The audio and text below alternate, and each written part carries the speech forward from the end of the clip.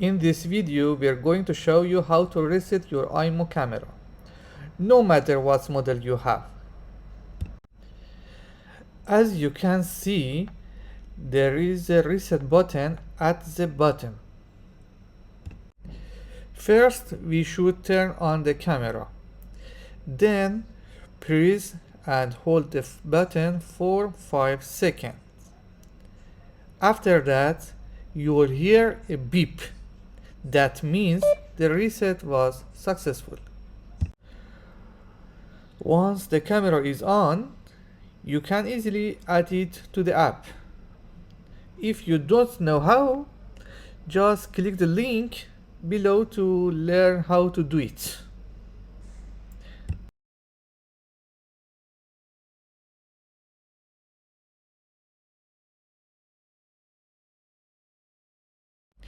If this video was helpful to you, please subscribe my channel. Thank you.